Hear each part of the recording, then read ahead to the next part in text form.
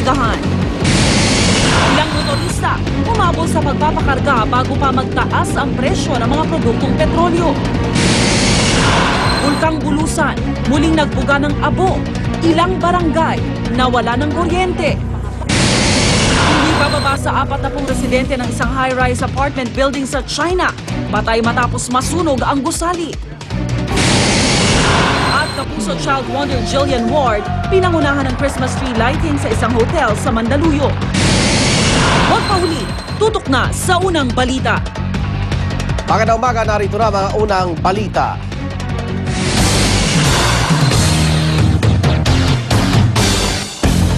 Mag-asawang may-ari ng pagawaan ng paputok na sumabog sa Angat, Bulacan, pinaghahanap na ng mga otoridad.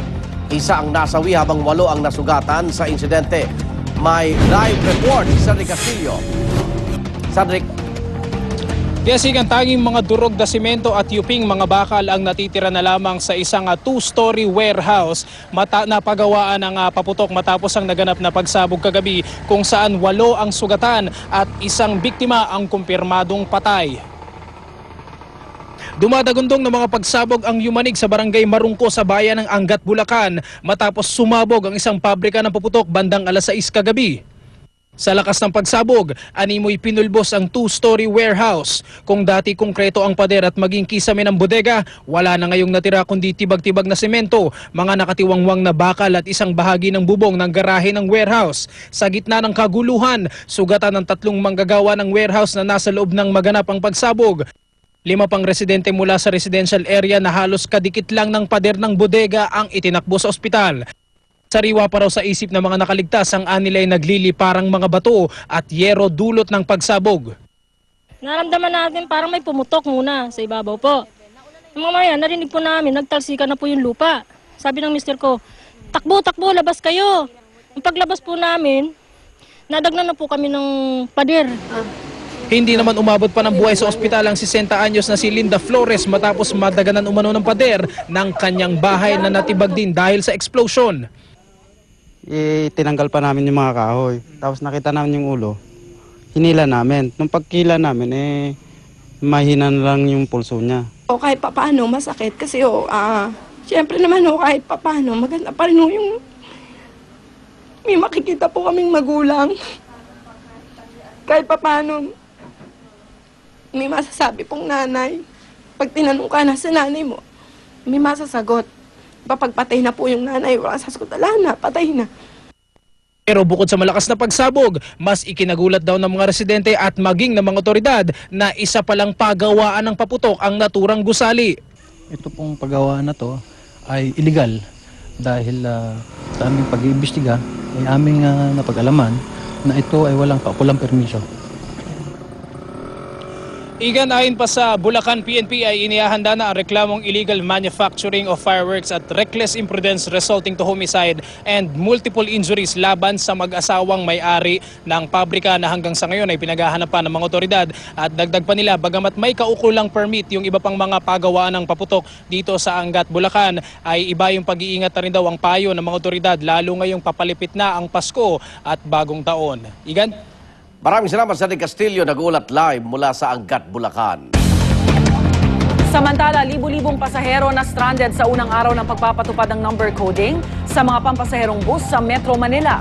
Paniwala ni MMDA Chairman Francis Tolentino, sinabotahe ng ilang bus operator ang pagpapatupad ng number coding matapos hindi sila bumiyahe kahapon. Nag-deploy ng mahigit 30 truck at bus ang MMDA pero kapos pa rin. Depensa naman ng ilang bus operator, nagkaroon lamang ng kalituhan at hindi naman sila nag-transport strike. Babala naman ng LTFRB, maaaring patawan ng parusang suspensyon hanggang pagkakatanggal ng prangkisa kung mapatutunayang nanabotahe ang mga bus operator.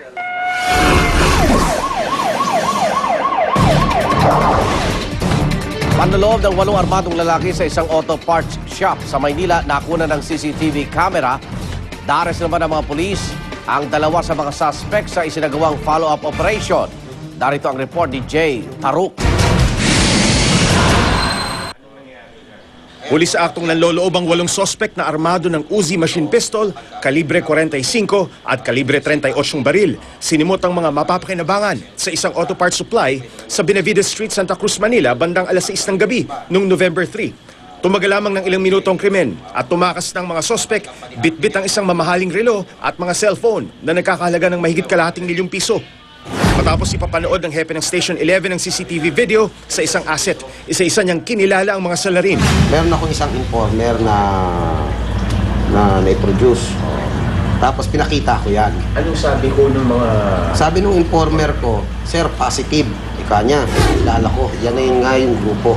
Tapos pinangalanan niya, isa-isa na yan. Yan na yan si ganto, mga nickname lang. Identified Oo, na. identified niya. Pero umatake na naman ang grupo. Ang Gold Dash Marketing sa Mayte Alonzo Street, Santa Cruz, Manila, ang biniktima. Tinatayang 20 hanggang 30,000 piso ang natangay nila. Holda pa naman mga alahera sa mga alahas. Tapos tinanong ko yung informer ko, sabi gano'n, totoo sir, meron, yun nga, the same group yan, yun din sila. O di, sabi ko, subukan uli natin ngayon, subukan uli namin. Do sinubukan uli namin kagabi, nagkataon yun, natsyempuan namin itong isang to. Nagpositibo ang operasyon ng mga pulis. Arestado sina Arvin Pizarro at Dakila Villarta. Inamin pa raw ni Pizarro na siyang nakaitim na jacket at nakakap sa video. Si Villarta naman daw ang lookout noong November 3. Pero nang makausap namin ang dalawang sospek, nagbago na ang ihip ng hangin. Nakita daw kayo sa camera eh. Hindi po. Ha? Nung araw na yun, nanonood ako ng Manny Pacquiao. Yun. At dami mo nagpapatunay yun. Nandun ako. Kaya lang, wala na akong magawa. Dito na ako. Sasampahan ng kasong robbery hold-up ang dalawa habang tinutugis ang iba pa nilang kasamahan. Para sa unang balita, Jay Taruk reporting. Samantala, iniimbestigahan na ng mga pulis ang panloloob ng mga hinihinalang miyembro ng Martilyo Gang sa isang tindahan ng alahas sa SM Bikutan. Batay po sa inisyal na investigasyon, binasag ng mga suspek ang estante sa pamamagitan ng martilyo at saka tinangay ang mga alahas. 6 sugatan ang maghagis ng granada ang mga suspek habang papatakas. Sinusubukan na ng mga otoridad na kunin ang mga kuha ng CCTV ng mall para magamit sa investigasyon. Hindi pa nagbibigay ng pahayag ang pamunuan ng mall tungkol sa insidente.